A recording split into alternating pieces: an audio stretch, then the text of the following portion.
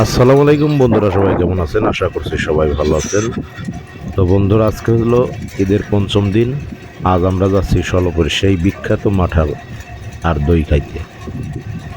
এই মাঠা আর দই এতই বিখ্যাত যে দূর দূরান্ত থেকে মানুষ মাঠা আর দই খেতে আসে, আবার সঙ্গে করে নিয়েও যায়। এজন্য আমি এবং আমার ভাতিজা যাচ্ছি।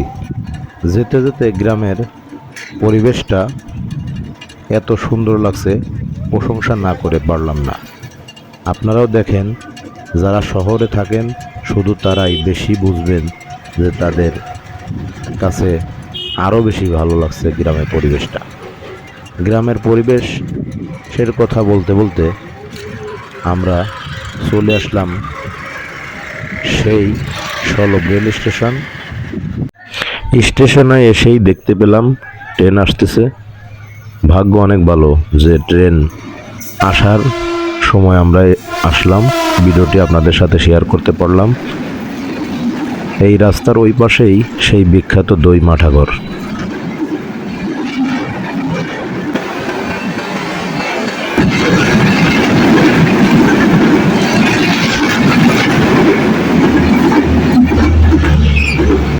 তো বন্ধুরা, অবশেষে চলে আসলাম সলব ঘোল সাদেক খান দইঘর।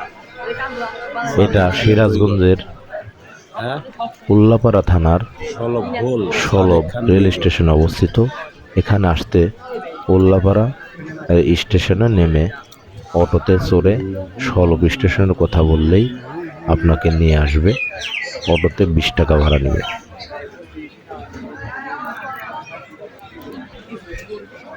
স্টেশনের পাশেই কয়েকটি দোকানে এই দই আর মাঠা বিক্রি করে। এখন আমরা দই প্রথমে খেয়ে দেখব। এখানে দইয়ের 2 ধরনের খুঁটি রয়েছে। আমরা 2 জন, তাই আমরা ছোট খুঁটি নিলাম।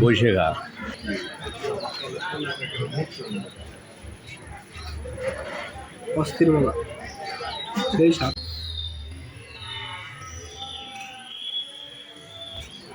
আসলেই কিন্তু মজা।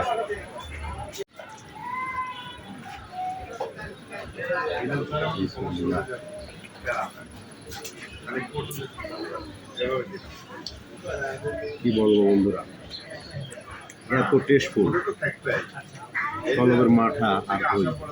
আমরা প্রথম দই খেয়ে দেখলাম, দই এত টেস্ট আপনাদেরকে বলে বোঝাতে পারবো না। তো আপনারা এসে খেয়ে দেখবেন। আমার মনে হয় যে একবার খেলে বারে বারে খাইতে ইচ্ছা হবে, এত মজা। দইয়ের কালারটাও সেই অস্থির কালার, এত টেস্ট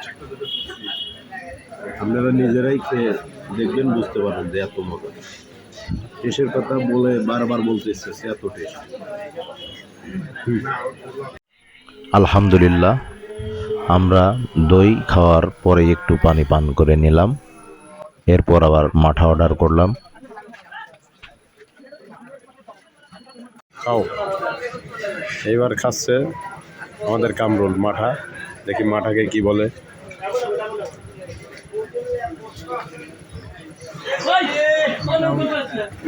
দইয়ের মতোই অনেক সুস্বাদু মাঠা, খুবই মজা।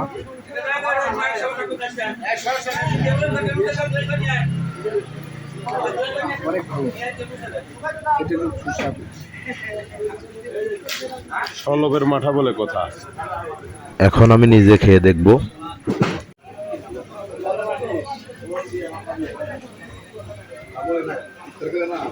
আসলেই অনেক মজা।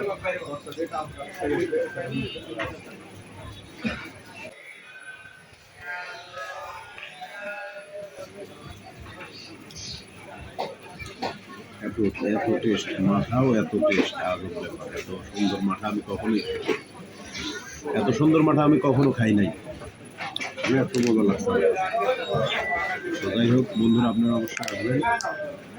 আসলে অবশ্যই ভালো বেশি মাঠা খেয়ে দেখবেন। মাঠা খাওয়া শেষে স্টেশনের রাস্তা একটু হাঁটছিলাম।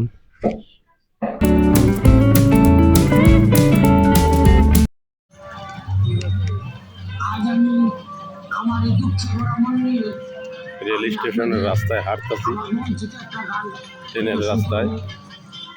চলো, হাঁটতে একটু ভয় লাগছে অবশ্য, কারণ কখন ট্রেন এসে যায় বলা যায় না। এর কারণে রাস্তায় হাঁটাটা খুব ঝুঁকিপূর্ণ। তারপরে একটু হাঁটতেছি যে একটু আগে নাকি ট্রেন গেছে, এজন্য অতটা ভয় লাগছে না। তারপর নার্ভাস ফিল করছি।